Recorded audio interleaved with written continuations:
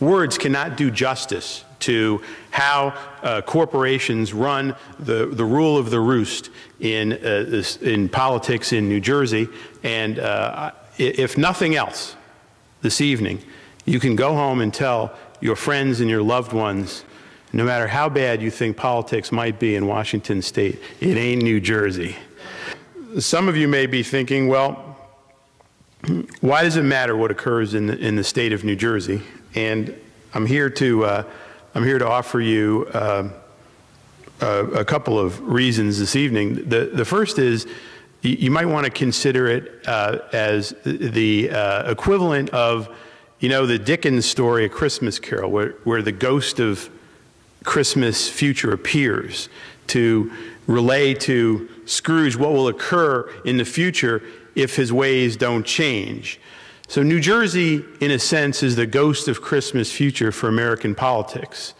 And it's a warning sign of what can happen to our democracy if we don't change. Because New Jersey is the most corporate-dominated state, and not coincidentally, it has a now national reputation, even amongst mainstream political scientists, as being the most corrupt state in the nation.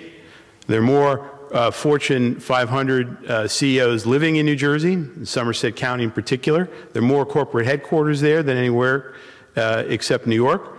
There are more subsidies in that state given in a per capita manner to corporations than other states. So you ought to reflect, or what I would like to do is reflect with you about the dangers of giving corporations too much power in a political system.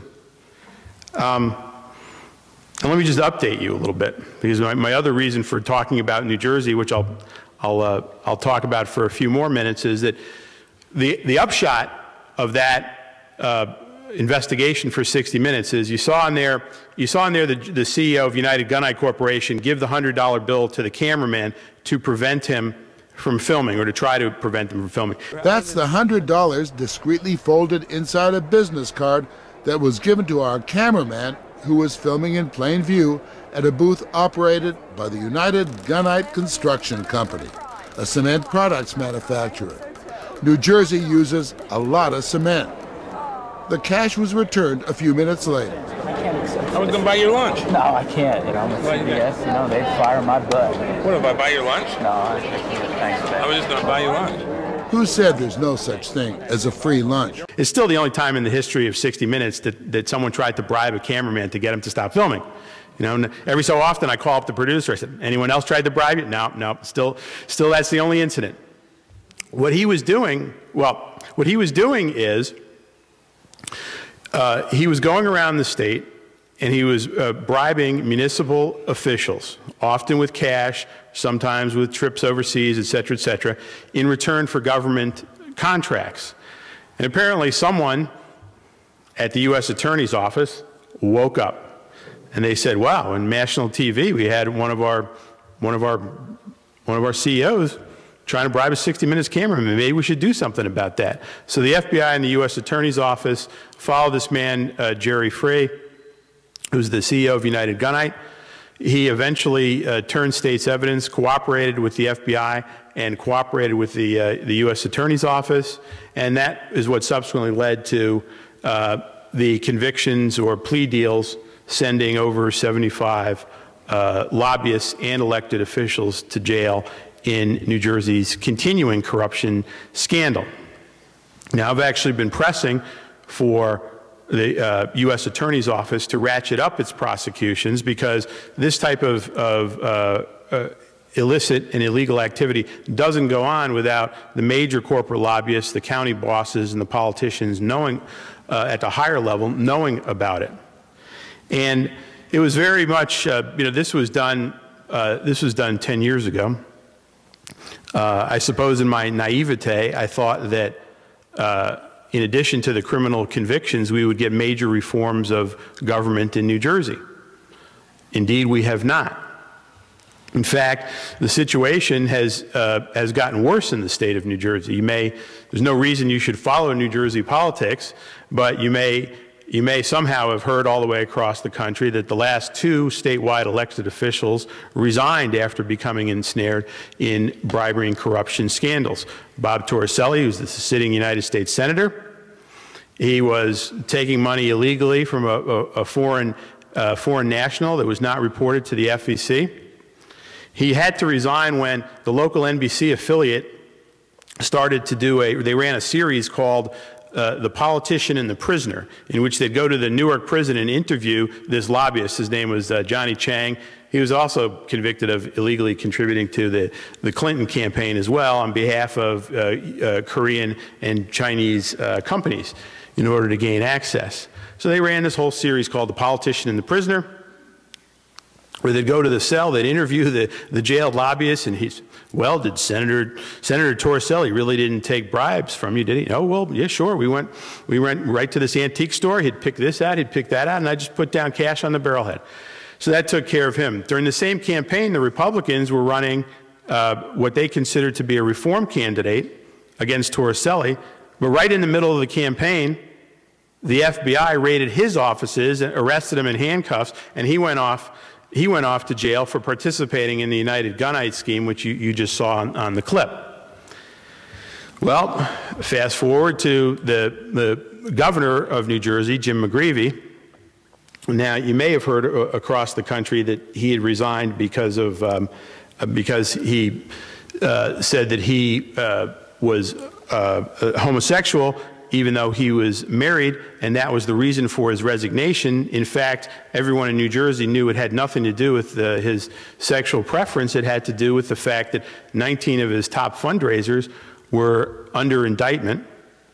And on top, yeah, it's hard to believe, isn't it? It's hard to believe, but it's now, it's actually taken on joke status in the state of New Jersey. So he had 19 of his top fundraisers. It was even worse. One of the fundraisers was a man named Charles Kushner, basically the biggest real estate developer in New Jersey, a billionaire. He was caught up in the indictment, an indictment by the U.S. Attorney's Office, and his accountant and his brother-in-law were turning state's evidence against him. So somehow this guy concocted a scheme, and you just cannot believe this. He concocted a scheme to hire 2 prostitutes from New York City to come and try to entrap his brother-in-law and the accountant. Now, you know, the accountant, this woman approached him outside of his accounting office, right? And he just didn't know what to do with it. And he went home to his wife and he said, the funniest thing happened. This woman tried to seduce me. Now, the brother-in-law, however, took the bait, and this guy Kushner, and you cannot make up the perversity of American politics. This guy Kushner videotaped the incident and then sent it to his brother-in-law to try to persuade him not to testify in front of the grand jury. You know, I hate to be at the Thanksgiving of that family gathering. I tell you, that's another matter. But so this was all the front pages of the New Jersey papers. I mean, when politics becomes corrupt to the core, it really becomes corrupt to the core. So, so there went McGreevey and the corrupt fundraisers. Still no major campaign finance reform in the state of New Jersey. Still no lobbying reform in the state of New Jersey. Some minor prosecutions, and so now it's taken on the aspect of a running joke in the state of New Jersey amongst the population, and that's sort of the mode that we're in nationally, even for young people, is to have this sort of satiric view of the entire political process. So it got so bad that earlier last year, the sitting governor, Cody, he wanted to rename the state. He wanted to give the state a name for commercial purposes, give it a slogan. So he paid $250,000 to a New York ad agency to come up with a slogan for the state of New Jersey. After $250,000, what the ad agency came up with was, New Jersey will win you over. Which was so bad that even Cody said, it sounds like something I would say in an attempt to get a prom date. I'm not going with that. So he didn't go with that, and instead he decided to ask the people of the state of New Jersey to send in slogans, right, for a state motto. It's unbelievable. So let me just read you some of the slogans that came in, which were printed on the front page of the newspapers. One of them came in from Haddon Heights, New Jersey. The new New Jersey, now with 10% less toxic waste. New Jersey, pay to play, reap the benefits. New Jersey, where the roads are paved and the pockets are lined with good intentions. New Jersey, pay to play, pay to win. New Jersey, corrupt and proud. New Jersey, we can have you killed. New Jersey, everything you heard is true. And my favorite, New Jersey, one state under indictment.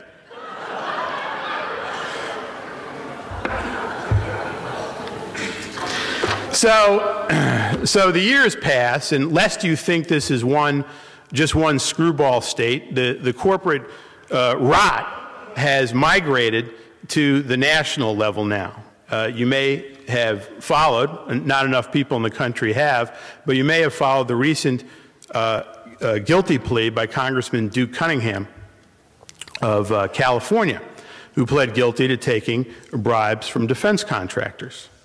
And in doing so, as part of the plea, he acknowledged having congressional stationery which had on it a menu of bribes from corporations. And they were clearly set out on the congressional stationery, right? So it showed an escalating scale. He was on the Defense Appropriations Committee.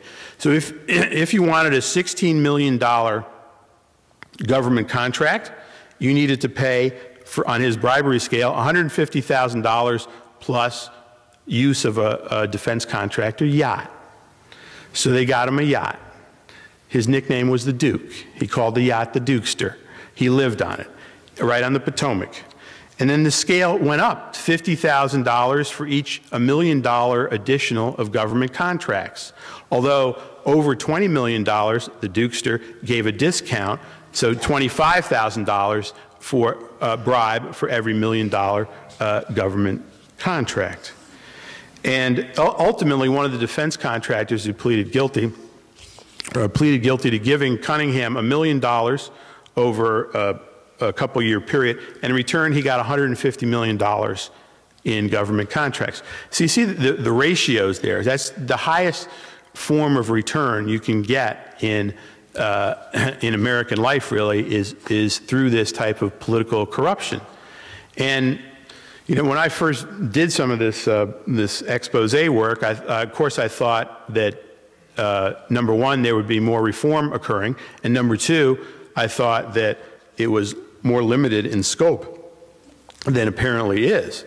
Apparently now it's almost accepted fact that we live under a system of corporate domination. I don't know how many of you watch, there's no reason you should, and I'm ashamed to admit it. I don't know how many of you watch this show, Mad Money with Jim Cramer, which I don't usually watch, but I happened to turn it on the other night. You know, it's a show about this fellow, he's ranting and it's like watching a car wreck. He's just ranting and raving about his stock picks. So he stands up and he's screaming and he says, "My pick for the week, Textron." What does Textron make? They make private helicopters and private corporate jets. We live in a corporate kleptocracy. And that's good for business. May not be good for democracy, but I'm here to make you money. Buy Textron, because all those corporate kleptocrats, they need helicopters and corporate jets. You know, in the 60s, you'd get arrested for saying something like that, and now it's common knowledge. So that's where we are. The corruption has moved to Washington, D.C., where there are 25,000 registered lobbyists, 9,200 PACs, control a government of 535 representatives and senators. And why the 300 million Americans in this country can't get together to throw out those few thousand lobbyists and corporations and and get control of our government back is something that I have yet to figure out, but I have some ideas.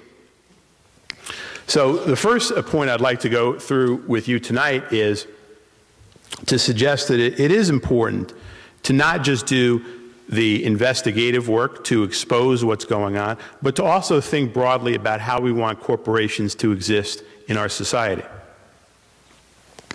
So let me briefly go through how corporations were conceived. They were originally conceived not for private purposes.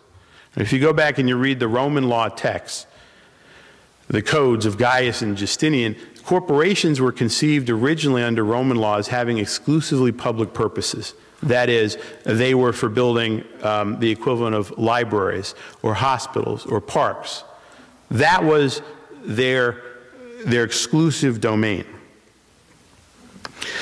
Now, you know, corporations were less relevant to a feudal system, obviously, because in the Middle Ages, a feudal system really has to do with the relationship of the lords to the vassals, and that is all bound up in landholding. But over a period of time, corporations grew under the continental law scheme to really become really the arm of government. Government would charter corporations for specific explorations, to explore the new worlds for gold, silver, spice. So they were limited in their scope, but they were considered part of the operation. They were directed by government in what they were to do. And that was, that had some advantages and some disadvantages.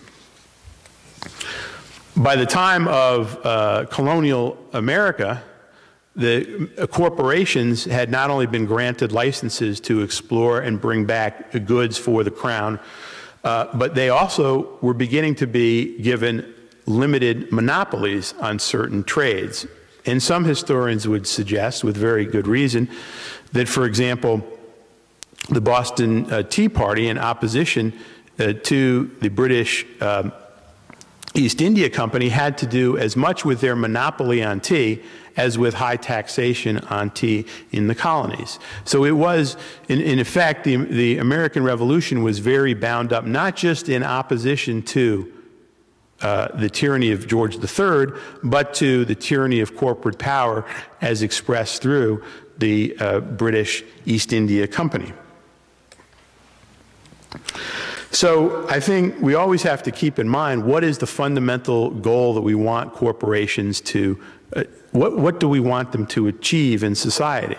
And historically, the answer, historically the answer originally was they had a public purpose, then they had the purpose of carrying out particular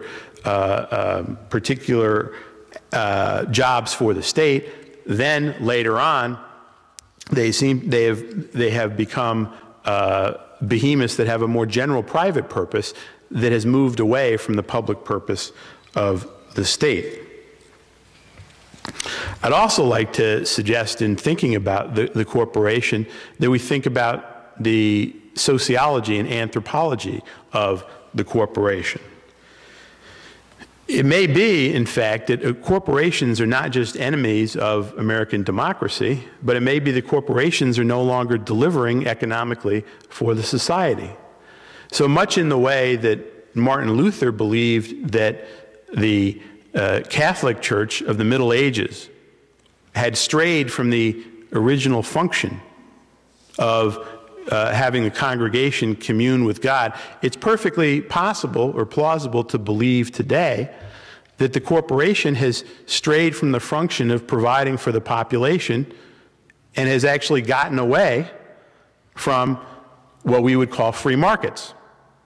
In fact, I would argue that the greatest enemy of free markets in America today may be the large American corporation, which is forever seeking subsidies from Washington through the political process, often to the detriment of the free market system.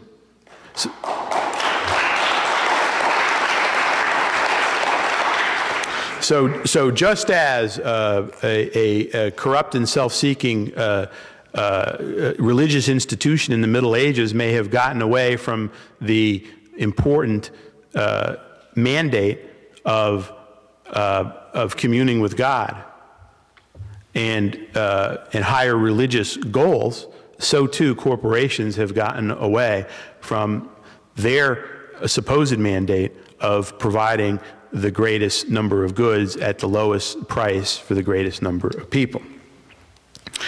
I would commend to you as well. I'm sure there are people in this room, because this is a very sophisticated and activist audience. I'm sure there are people in this room who have read the great works of the American sociologist Thorstein Veblen. But I was rereading them in preparation for my remarks this evening, and I commend to you some of the passages that Veblen wrote in the late 19th, early century about the role of the corporation in society.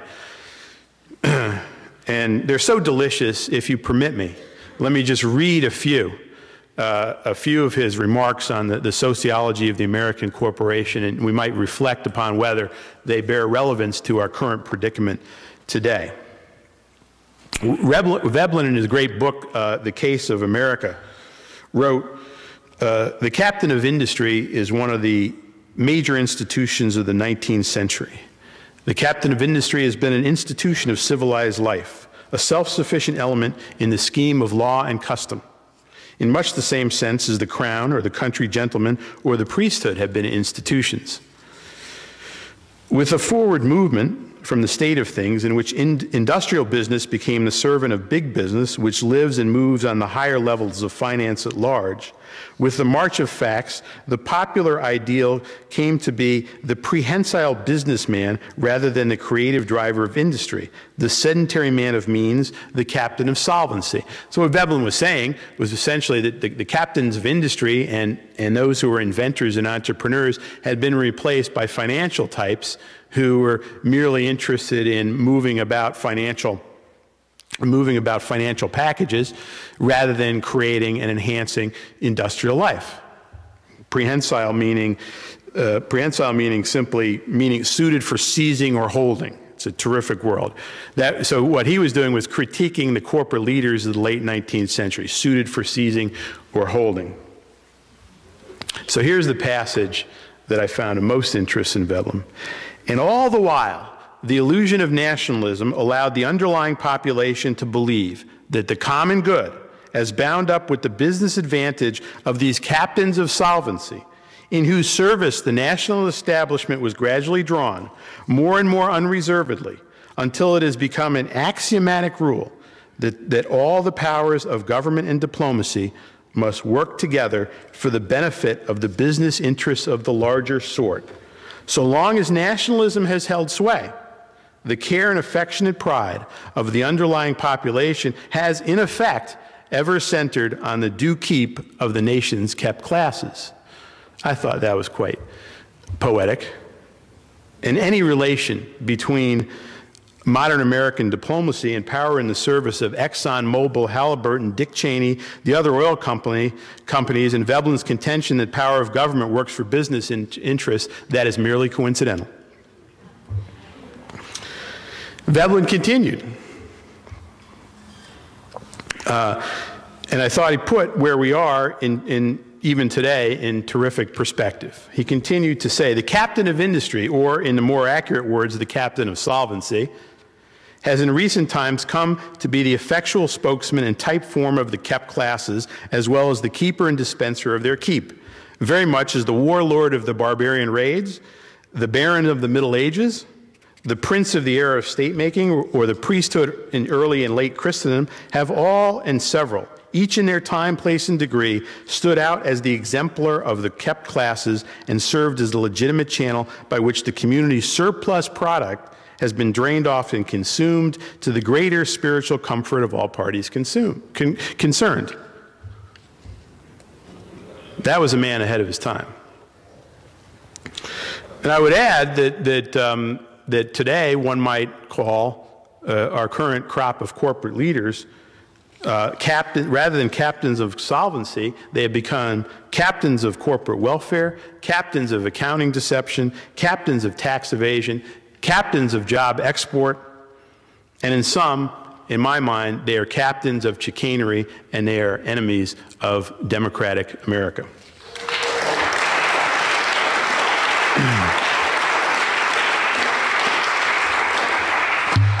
So even by their own standards, corporations are not delivering for us today. They haven't, the largest American corporations, the Fortune 1000, haven't created one net new job in this country in the last 25 years, meaning they export more than they create.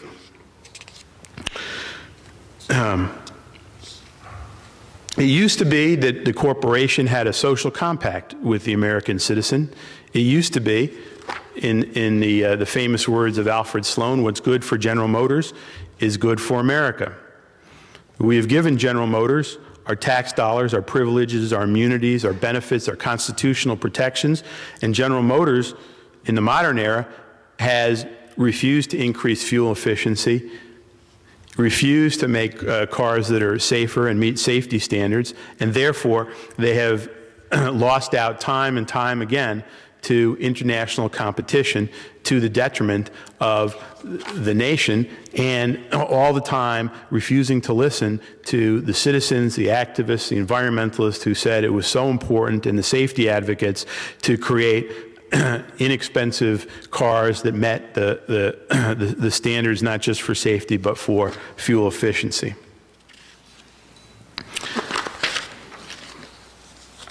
So I would say that the corporate social compact is more and more null and void in this country. More and more corporations no longer have the allegiance of society's leaders. In fact, in a recent survey done by a U.S. Trust Company, which is an investment bank in New York, of corporate executives, they surveyed some of the wealthiest corporate executives in the country, and over 40% of the corporate managers said in the survey they wouldn't do it again if they had to do their careers over again, because they didn't believe that the corporations were either delivering for the citizenry or delivering for their shareholders, not to mention for any larger interests.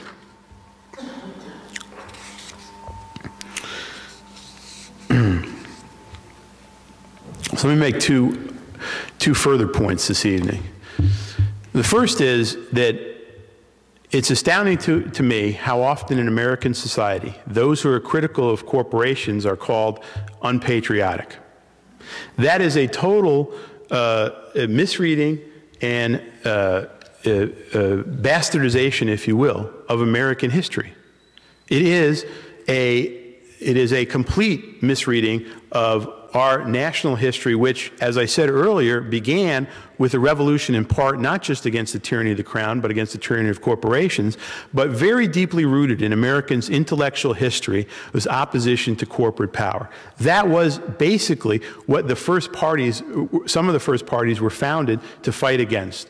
Jefferson believed, for example, that the purpose of democratic government is to counteract the power of moneyed interests. That's what the Anti-Federalists were all about.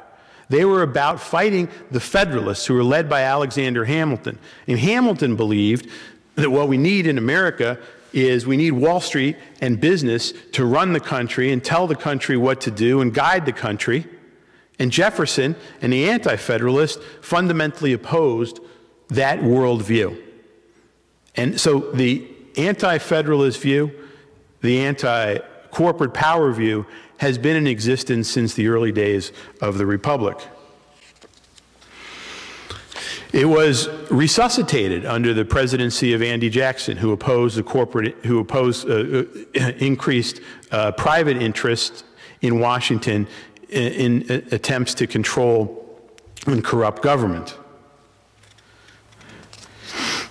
The anti-corporate, pro-democracy view was resuscitated further in the progressive era, when Woodrow Wilson, in his great book on congressional government, wrote, "The voter, moreover, feels that his want," is written at the beginning of the 20th century, 1906. "The voter, moreover, feels that his want of confidence in Congress is justified by what he hears of the power of corrupt lobbyists to turn legislation to their own uses. He hears of enormous subsidies begged and obtained, of appropriations made in the interest of dishonest contractors." Those words could have been written and penned today, but they were part of a vibrant progressive movement in which Wilson of the Democratic Party opposed, for example, corporate use of child labor. Even the Republican Party at the time, under the personage of Theodore Roosevelt, had an anti-corporate platform. He was known not just as a trust buster, but fought for passage of what later became the Tillman Act, which banned all corporate contributions from American politics. So you can see that from the founding of the Republic, through the present, through the middle of the 20th century, opposition to corporate power was deeply rooted in American intellectual history, in American popular culture, and in American political history. And both sides, both parties, at some point, both the Republicans and the Democrats, picked up the strand of thought the Democratic strand of thought that believed that we cannot have a functioning democracy if corporations are not put in their proper place.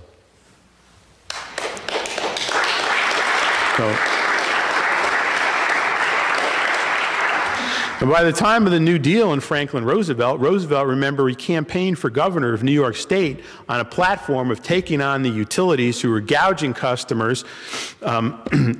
He campaigned on a platform of aggressive antitrust reform, and by the time he was in the White House, he would excoriate what he called the malefactors of great wealth, meaning the business interests who were repeatedly trying to bring down government.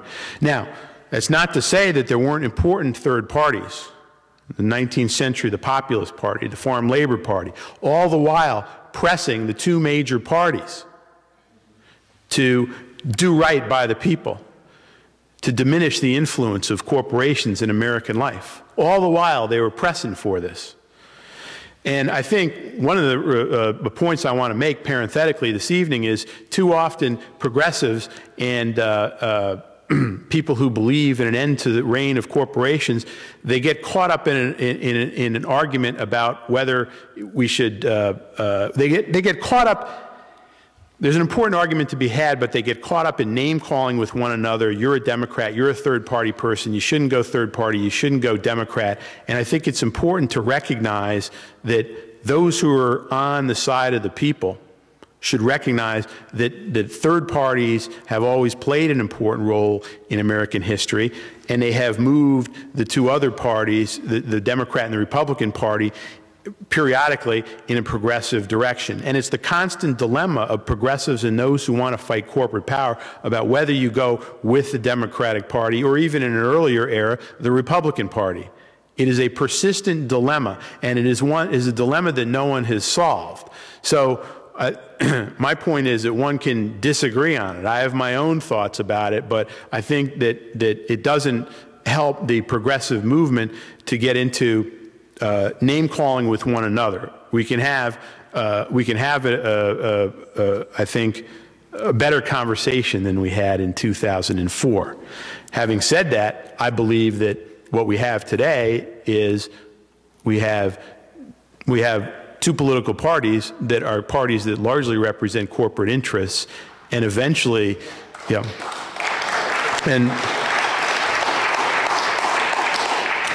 and eventually in America, the people are going to need their own party, because you got two parties for corporations. The people, I believe, need their own party. Whether that will happen in our lifetimes, I don't know, but it may be that that's what needs to occur. The other point I want to make to you is that while critics of corporate power have been called unpatriotic, the irony for me is that there may be no more unpatriotic institution in American life today than the modern American corporation. The phrase Benedict Arnold corporations was used with some facility by people in the last election, but the fact of the matter is that increasingly corporations are not just moving jobs overseas, but they're engaging in massive tax dodges by moving their operations offshore, even their intellectual property operations. They'll put intellectual property in an envelope, mail it to Switzerland or Luxembourg, and it won't be counted for purposes of U.S. income tax purposes. Meanwhile, the corporate CEOs have essentially checked out of the society. A lot of them have, after a lifetime of accruing wealth via the corporation, they have declared citizenship in another country.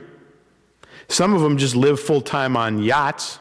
If you go down to the island of St. Bart's in the Caribbean at Christmas time, they have what's called yacht lock, because all the CEO yachts, which range in size from 200 feet to over 400 feet, for example, the CEO of the Limited, Leslie Wexner, he has a 400-foot yacht called the Limitless, all right?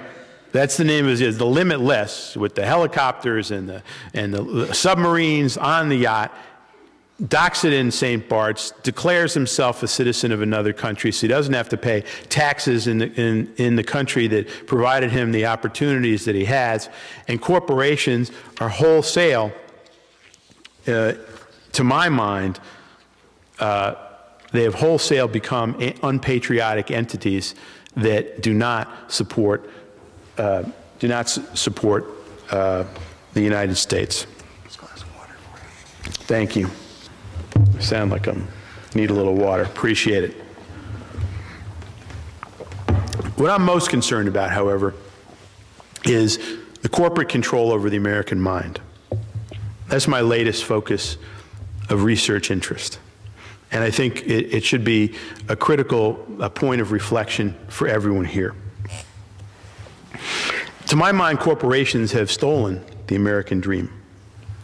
It's very hard for Americans to even dream their own American dream. Corporations dream dreams for them. Corporations package dreams. They polish dreams. They pitch it and they install it in the subconscious of Americans in a way that I think is probably one of the most deleterious effects of the 21st century.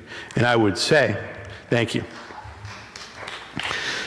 And I would say that if the 20th century was about the battle for the integrity of the human body at the hands of the corporation, the 21st century will be about the battle for the integrity of the human mind at the hands of the corporation. What American can dream of passing on a safer and cleaner world to their children if corporations control the air we breathe, the water we drink, and the food we eat? What American can dream of building and improving their communities and neighborhoods when so often corporations control our communities and neighborhoods, including building whole communities and neighborhoods called exurbs? How can Americans dream a dream when corporations are working nonstop to alter the way Americans think? Through drugs, through steroids, through genetic engineering, through mapping the very human brain, and through cloning. How can we dream a dream if our thoughts are altered by medication, by engineered food, by engineered beverage?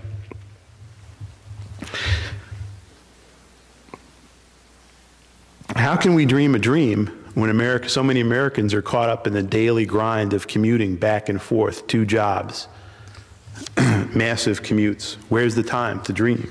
How can we dream of passing on human values to our children when their values are shaped 24/7 by advertising that teaches them that violence, pornography, alcohol, cigarettes, poor eating habits are the solution to life's problems?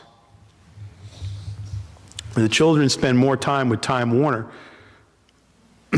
and the networks than they do with their parents in many parts of this country. How can Americans dream a dream of a more humane, a more just, a more compassionate, a more sustainable culture if Hollywood and Wall Street are perpetually transmitting the message that money and fame are the principal values to be by which we measure as a yardstick achievement in our society? How many retirees have worked for 20, 30, 40 years only to have a corporation renege on its promise of a pension, to use the bankruptcy laws to terminate their pension obligations? And how many of those retirees can dream a dream when they silently curse a system of laws that could allow such mass injustice?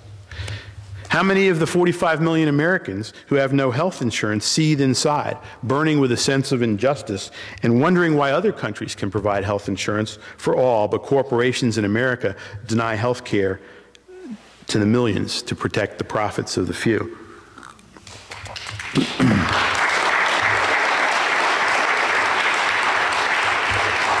How many of the 37 million Americans living in poverty, including 21% of all children, are wondering why is there money for highways that are built to service casino billionaires? As there was in New Jersey, they built a $300 million highway that went right to the entrance of the Trump Casino in Atlantic City. Why is there money for billion-dollar sports stadiums that gleam in all of our cities, but in New York City? Yep. Why is there money for these billion-dollar sports stadiums when, for example, in the city of New York, half the schools in New York City don't even have a gymnasium? How many of the millions of children who go to bed hungry each night wonder why there are billions for these corporate welfare subsidies, but not enough nourishment for them? The generation of today in other parts of the country is the first generation that's not predicted to live longer than their parents because of the obesity epidemic, which is caused by corporations not only altering the food with the taxpayer-subsidized corn syrup and other junk that's put in there, which study after study shows increases obesity, but is also transmitted in millions and millions of impressions of young American minds to eat, and consume the products that are specifically unhealthy for them to consume. So the net effect of all of this is that there is this relentless voice in so many American households which repeatedly ask, why have we lost control? Why can't I control what my children watch or the violence that they see on TV? Why can't I control my job or my career time? Why are my taxes so high when corporations the corporate tax burden is decreasing? The great struggle of the 21st century is going to be the struggle between corporations and humans. I do not believe it will be some other ideological struggle, but I think that is the great struggle of the 21st century. And corporations are even moving to remake humans in their own image. When fashion corporations turn children into walking billboards, when agribusiness turns humans into guinea pigs for their latest manipulation of human genetics, when the junk food industry turns children into mass consumers of artery-clogging, heart-stopping, taxpayer-subsidized corn syrup, when the drug industry manipulates human minds to ratchet up demands for drugs that they receive, and they at the same time deceive doctors about the safety of drugs like Vioxx, when hospital corporations treat humans as profit centers and customers rather than patients, it's time for humans to say enough.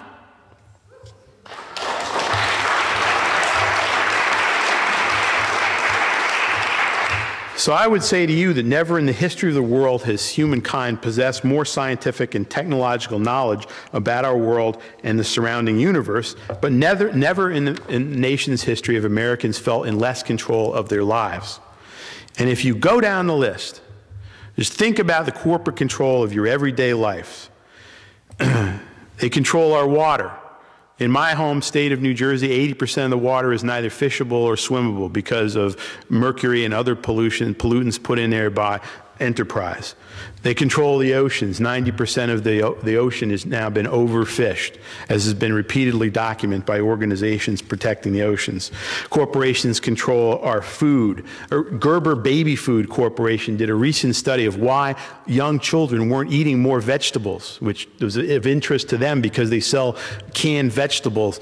And the survey came back and found that of children 18 to 24 months of age, right? Less than 2 years old, fully 1/3 of those children were eating as their only vegetable French fries. So talk about getting into the mind of a generation of Americans who are taught that this is nutrition. That is getting into their mind. Corporations control your safety. 100,000 Americans die every year from misprescribed drugs, many more millions injured. Corporations control your pension. For the first time, a majority of American companies don't provide the defined benefit pensions they did. Corporations control your own sense of yourself, of beauty. There's shelves of magazines directing the young children that they need to be made up with corporate cosmetics. They need to be wafer thin. They need to be, which gives them all sorts of complexes. There are racks of magazines. There are even whole industries, for example. There's an industry that exists to provide loans for women in this country for breast augmentation surgery. Can you imagine loans to do that? Because the corporate concept of beauty has so overtaken the American mind that values like compassion or wisdom or assistance to children or creativity, none of those are valued as beautiful qualities. What's valued is the external quality that corporations indelibly imprint and install in the American mind 24 hours a day, 7 days a week. Corporations control our taxes. They control our taxes to the point where corporations now pay only 6% of the national tax bill, down from 30% in the 1970s.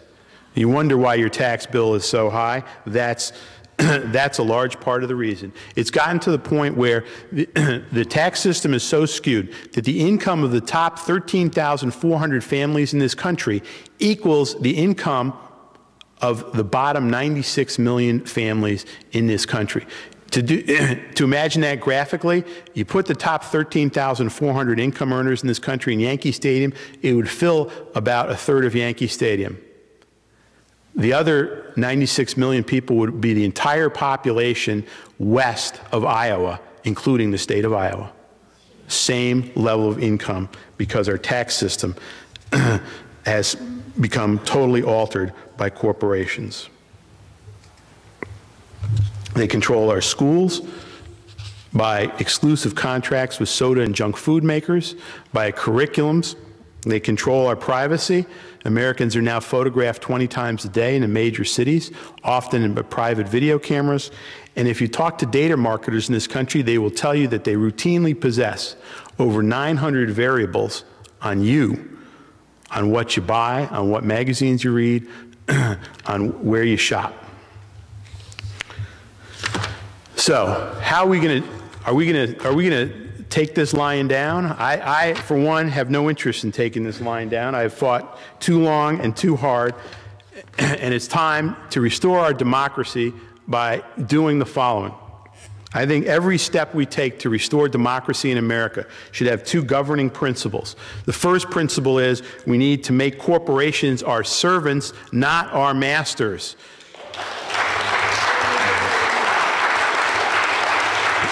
And the second principle is we have to return corporations to the original framework under which they were conceived in this country, which means that they have only the powers given to them by the people and set specifically in their charters. So the first commandment of corporate charters should be, as a condition of the charter, corporations chartered under the laws of a state, and I believe ultimately corporations should be chartered by the national government, any corporation that is chartered in this state shall not seek nor shall they receive any subsidies, bailouts, handouts, welfare, or giveaways from any level of government. Because these corporations and their CEOs are the fattest welfare kings in the history of the planet, and it's time to take them off welfare and put it right in the charter so that they never again participate in getting bailouts. Second, right in the charter, we need to put corporations that are given a charter to exist shall have no role in the political process. Get them out of politics. Out of politics. Business Week ran a cover story in 2000. Do corporations have too much power? In page after page, the editorial and the issue of Business Week answered yes. And in fact, Business Week itself editorialized corporations should get out of politics. We don't need a Business Week editorial to tell us that. We've got to stick it right in the charter and get them out of our democratic process, which will no longer be democratic unless we remove them. Third, the charter should provide an expedited mechanism for revoking or suspending the charter of a corporation if they engage in environmental illegalities, degradations, and environmental crimes.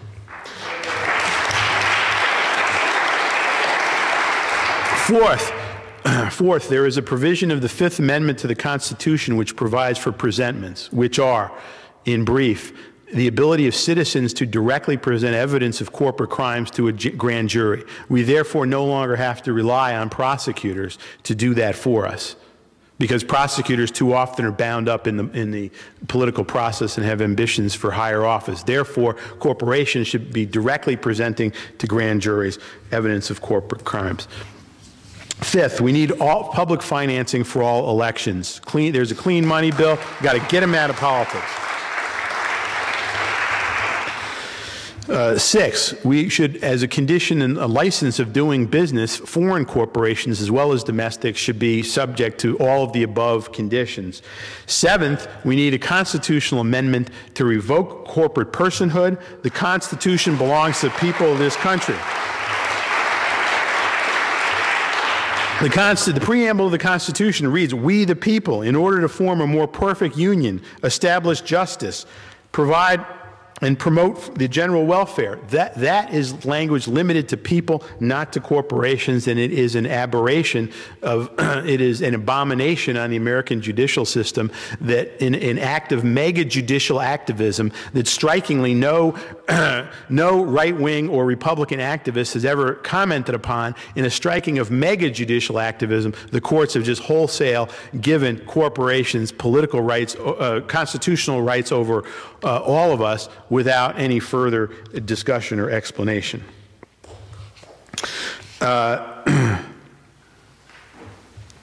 Finally, we need to crack down on corporate crime by extending corporate sentences for corporate malfeasance. So I think I've gone over my allotted time here. I'm happy I'm going to close with a couple of brief remarks. I'm happy to stay as long as you want to answer questions. I know some of you have more detailed questions on personhood issues. I know some of you have some more detailed issues on chartering and on other issues. I would close my remarks this way. In traveling around the country, I've found that too often progressives don't have a sense, and people who are opposed to corporate power don't have a sense of their own possibilities. It is true that this is the longest period of time in American history that there has not been a counter-reaction to corporate power. It's been at least since the consumer movements and the environmental movements of the 60s and 70s. It is true that really, in many respects, the last Democrat, for example, that stood up to corporate power was FDR, and Democrats ever since have been doing more accommodating rather than fighting corporate power.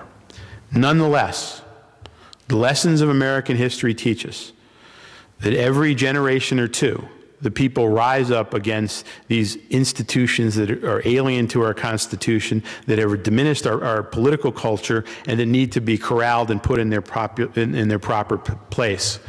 It is also of no small note that in the rest of the Americas, in Venezuela, in Peru, in Bolivia, soon in Mexico, those populations now understand the dangers of corporate power. They are marching in the streets, they are organizing, they are fighting, and they are winning, and they are electing people who are committed to stand up and curb corporate power. And we are becoming more a minority in the Americas rather than a majority in terms of our mental acquiescence to corporate rule.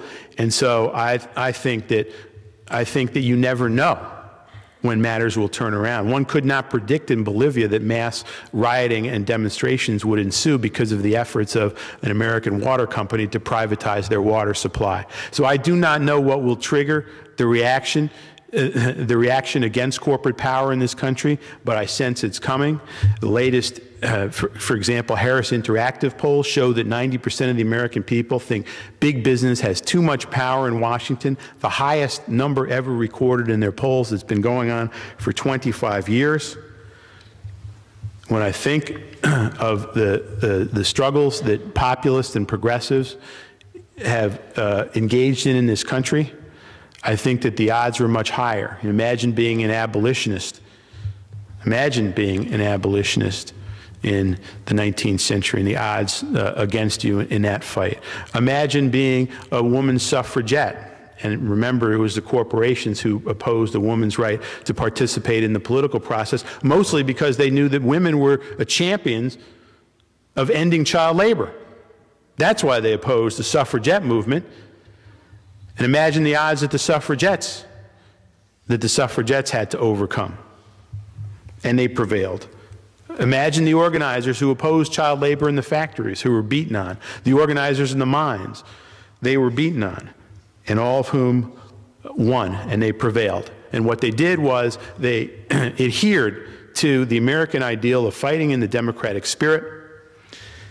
They adhered to an observation made in what a pamphleteer wrote in 1763 in criticizing the East India Company, in which the pamphlet read, "The East India Company obtained their exclusive privilege of trade by bribery and corruption. Wonder not, then, that power thus attained at the expense of the national commerce should be used to the most tyrannical and cruel purposes. From the very beginning of this nation, we understood the dangers of corporate power and took steps to counteract it." And Jefferson exhorted us in 1820 that I hope we will crush in its birth the aristocracy of our moneyed corporations who are ready to challenge our government to a trial of strength and bid defiance to the laws of our country. That is what these corporations are doing more and more. But we, I believe, together will have the resolve and the determination and the foresight to return corporations to their proper place, which is as our servants, not our masters. Thank you very much.